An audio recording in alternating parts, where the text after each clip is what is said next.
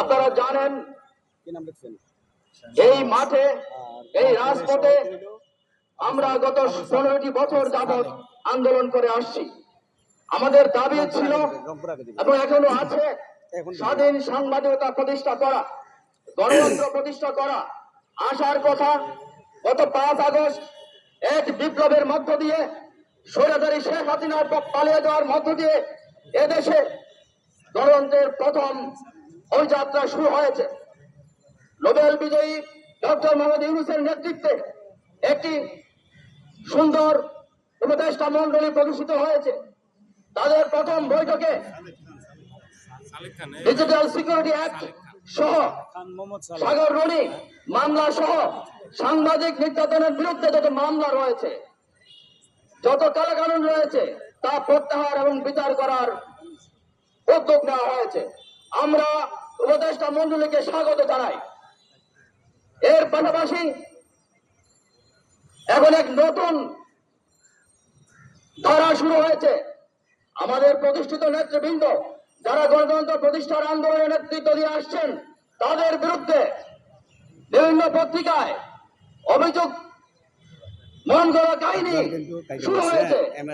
আপনারা জানেন কাদের গনি চৌধুরী ওরে আসা জুড়ে কেউ নয়, কাদের গনি চৌধুরী ধীরে ধীরে এই পর্যায়ে নেতৃত্ব এসেছে। তাকে প্রতিষ্ঠিত করার জন্য অনেক ঘাম ত্যাগ স্বীকার করতে হয়েছে। তার বিরুদ্ধে প্রমাণবিহীন মিথ্যা রিপোর্ট বিভিন্ন পত্রিকায় ছাপানো হচ্ছে। আমরা এর তীব্র প্রতিবাদ জানাই। আমরা লড়াই করেছি একটি সুষ্ঠু সাংবাদিকতা, একটি সুষ্ঠু গণতান্ত্রিক ব্যবস্থা প্রতিষ্ঠার জন্য। এসব মিথ্যা অপতথ্য, মিথ্যা তথ্য করে নিজের স্বার্থ সিদ্ধি করার জন্য নয়। আমরা এই সমাবেশ থেকে হুঁশিয়ার উচ্চারণ করতে চাই, বন্ধ করুন। আমাদের নেতৃবৃন্দের বিরুদ্ধে মন গড়ার মিথ্যা রিপোর্ট বন্ধ করুন।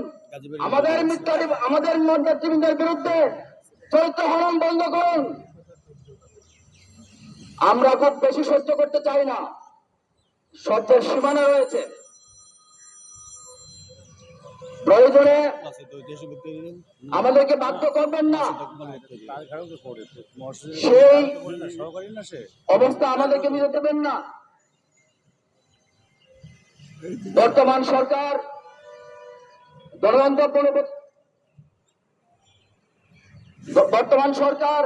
গণতন্ত্র পুনঃপ্রতিষ্ঠার জন্য যে উদ্যোগগুলো গ্রহণ করেছে, বিপ্লবকে সংহত করার জন্য যে উদ্যোগ গ্রহণ করেছে, এই জন্য এই সরকারের হাতকে শক্তিশালী করতে হবে।